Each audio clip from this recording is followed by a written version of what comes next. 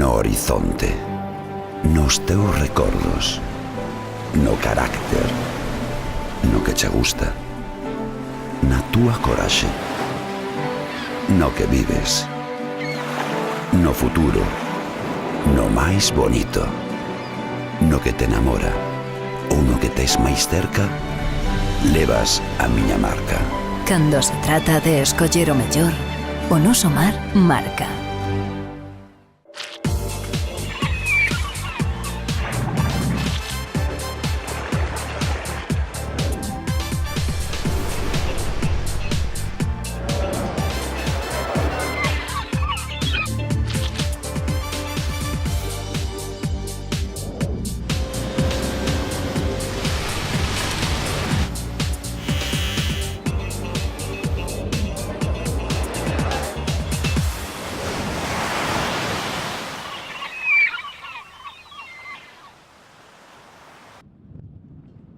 Comezou outubro e con ela a campaña do libre marisqueo. Este ano as confrarías non foron informadas pola Xunta do estado no que se atopan os recursos nesas zonas de traballo común. O Executivo galego, de feito, nin tan sequera convocou o sector o encontro previo para analizar os topes e as estrategias extractivas. Así que desta volta, botarse ao mar tivo para os mariñeiros un factor engadido. Non sabían co que se ian a topar e sei que o achado non foi moi positivo. Os datos que me dan son malos, polo menos hai do boído, dos lombos din que hai xapónica pero pouco berberecho. O certo é que hoxe non se deron as condicións óptimas para o arranque da campaña. O vento no mar dificultou as tarefas. A isto hai que sumar que os primeiros días son tradicionalmente complicados, no entanto que os mariñeiros atopan os mellores lugares para faenar. A xente intenta buscar a mellor zona onde poida haber marisco, sempre estás a especular nos sitios de traballo mellor que poda haber. Entonces mañán haberá máis cambios de traballo que o de hoxe, e ao carbo de 2 semanas pode haber normalidade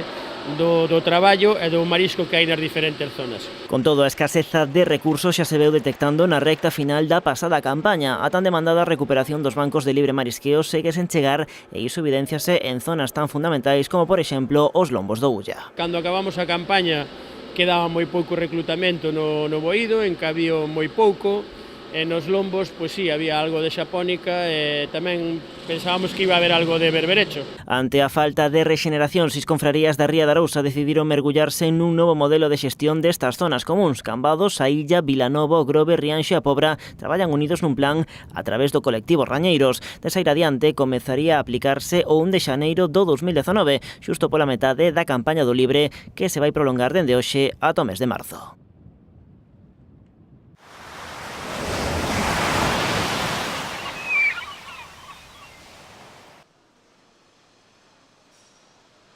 A aparición da toxina amnésica o pasado día 19 facía saltar todas as alarmas. Sen embargo, o peche cautelar da actividade tan só se prolongou durante semana e media. A xente estamos moi alegres, non tanto os da pé como os da flote, porque, bueno, reanudas outra vez a actividade, é o que queremos nós.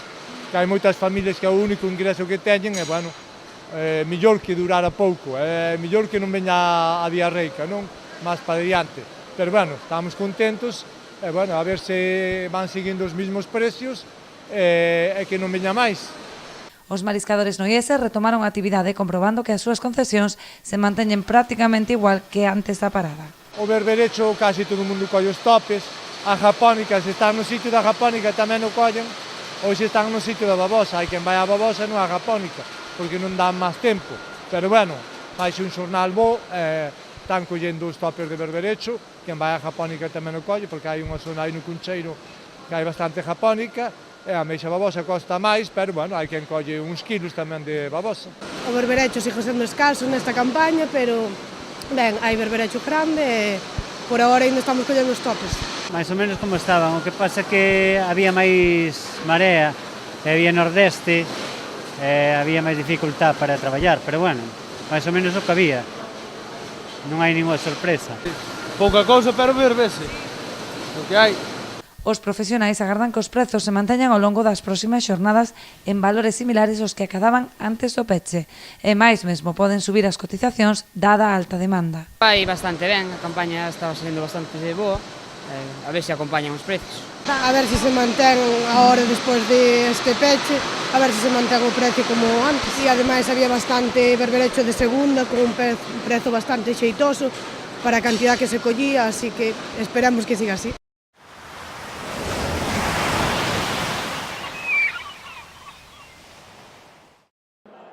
Foi unha xornada que transcorreu con normalidade e que trouxo poucos cambios prospósitos da comarca do Salnés. As eleccións ás confrarías celebradas na xornada de onte trouxeron continuidade na maioría das entidades e o caso de Cambados, onde corresponden estas imaxes. Ali Ruperto Costa manterase á fronte. Do mesmo xeito ocorre en Vilanova con María José Vales e no Grove con Antonio Otero. Tamén na Illa de Arousa, onde a lista encabezada por Juan José Rial volveu colleitar a maioría dos respaldos. O patrón maior salienta a continuidade que vai haber en boa parte dos pósitos da contorna. Sí, máis ou menos foi general, salían os mismos, non sendo en algunha zona como Vilaxoán que non se presentaba, Tarrío non seguía, Cabo de Cruz tampouco non se presentaba. O reelixido patrón maior aproveita para amosar a súa satisfacción polo resultado colleitado. Real colocou na Xunta Xeral a 14 dos integrantes da súa lista. Estamos contentos pola confianza que nos deron para continuar, esperamos facer o mellor posible,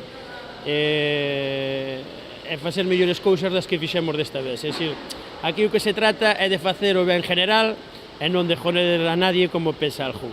Outro dos focos de especial interese estivo en Carril. O sector crítico a José Luis Villanueva acadou unha forte implantación no sector do marisqueo, xerando incertidume ata o final. Así todo, o presidente dos parquistas conseguiu 13 das 24 actas, o que se traduce na maioría da Xunta Xeral. A incógnita está agora en Vilaxoán, onde a falta de candidatos, todos os socios da entidade eran elixibles. A máis votada foi a vicepatroa maior Lourdes Corbo con 26 votos. De momento non confirmou se asumirá o temón do pósito, aínda que non descarta acabar colocándose á súa fronte. Os patróns maiores de Ribeira, Noia e Rianxo impuxéronse por aplastante maioría os seus rivais nas urnas. No pósito ribeirense, os membros da candidatura de José Antonio Pérez ocupan a totalidade dos postos da Xunta Xeral, o que garante a súa reelección.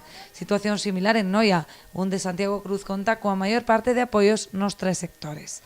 A pesar da abrumadora maioría, a xornada non estivo exenta de polémica en Noia, onde varios opositores denunciaron irregularidades no censo, o que lle impediu a varios socios exercer o seu dereito ao voto. A este respecto, o patrón maior en funcións explicou que o listado de socios censados foi publicado nos prazos e tempos establecidos, sen que se presentase reclamación algunha. En Rianxo, Miguel Ángel Iglesias seguirá como dirixente do pósito durante 4 anos máis, ao lograr a súa candidatura 18 postos na Xunta Xeral, fronte aos 6 da oposición. Menos claras están as cousas noutras confrarías, como Cabo de Cruz, A Pobra ou Porto do Son, onde os actuais dirixentes non optaban á reelección. En Aguiño, José Antonio Santamaría figura entre os vogais máis votados, pero haberá que agardar a elección do patrón maior para saber se repite no cargo. En Muros se repite Daniel Formoso, e en Portosín Iván Carreño conta con moitas papeletas para revalidar o cargo. Aínda así, haberá que agardar ata o 25 de outubro, cando se resolverá a elección definitiva de patróns e vicepatróns, para coñecer a composición final nas novas directivas dos pósitos barbanzáns.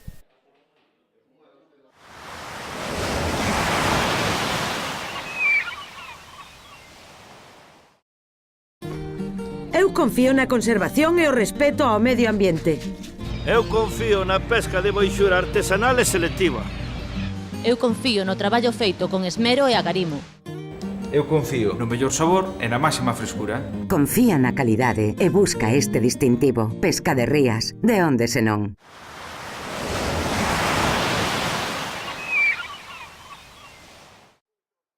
Hai xa un tempo que a náutica galega demostrou que non entende de fronteiras. Portos de Galicia volve a asistir a un dos salóns máis importantes do sector, o francés de La Rochelle, unha cita na que baixo o paraugas do ente participan diferentes actores. Aquí neste stand se dan cita portos deportivos galegos, máis dunha dúcia de instalacións están representadas, hai tamén concellos, hai presencia de algunha mancomunidade de concellos e, en definitiva, do que se trata é de seguir propoñendo as vantaxes, as importantes ventaxes que ofrece a náutica de recreo da nosa comunidade autónoma. Oportunidade para a promoción, pero tamén para establecer contactos con outras partes de Europa, un xeito de coñecer iniciativas que ofrecen novas posibilidades. Contactos con usuarios directamente e contactos con asociacións europeas de navegantes como pode ser Pas por Escal ou como pode ser tamén as que poñen en marcha iniciativas de regatas que poden ser a navegación en rally ou doutras características. Tras uns anos loitando para facerse un oco na primeira liña da náutica, a oferta galega traballa agora para fidelizar os navegantes, mirando tamén para os mercados máis exixentes. Logo dos primeiros anos de presentación da oferta, pero agora é un momento desa fidelización, é un momento desa captación de negocio, pero lóxicamente cunha proposta de futuro, unha proposta que se poida desenvolver en diferentes mercados, os mercados, lóxicamente, do arco atlántico, que son moi exixentes, como pode ser o mercado francés, como pode ser o mercado británico, ou tamén, por suposto, o mercado español. Segundo Portos de Galicia, a presentación en escenarios internacionais de iniciativas como Navega o Camiño ou a Regata das Illas Atlánticas supón un salto de calidade na promoción entre os navegantes do arco atlántico europeo.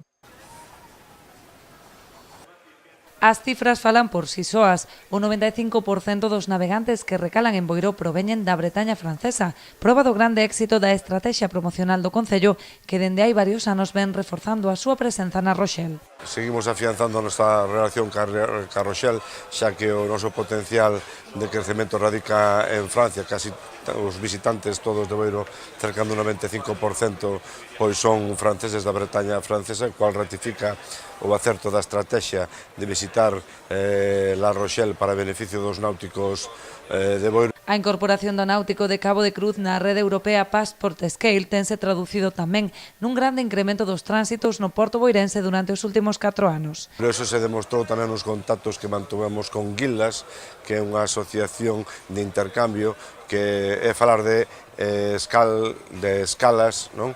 Entre náuticas, non? Entonces, aí estamos falando, sacando datos e conclusións, as conclusións son moi boas, as Passport Scales en Boiro se han multiplicado por 10 en 4 anos. Ademais da xuntanza institucional co alcalde e co presidente da Capitanía Marítima da Rochelle, o alcalde de Boiro mantivo encontros tamén con representantes do Yacht Club Classic, unha das entidades náuticas máis importantes a nivel internacional. A intención do Concello boirense é contar coa súa participación de cara ao camiño por mar que teñen previsto organizar no Xacobeo 2021. Con el evento más importante que tenemos ahora de cara al 2021, que es el Xacobeo 2021, y con esa remontada que intentamos hacer desde distintos países, desde Irlanda, desde Inglaterra, desde el norte Escandinavia y sobre todo de Francia, para hacer una especie de crucero multinacional, ¿no? Que vengan a confluir, si puede ser, como ya fue la anterior vez, en el aniversario de San Francisco de Asís, que vengan, confluyan en Boiro e intentar remontar el Ulle y acercarlos, como es a la Santiago, a ganar el jubileo. A boa relación entre Boiro e La Rochelle ten como resultado un mercado ben consolidado, no que ano tras ano seguen afianzando lazos entre as dúas rexións.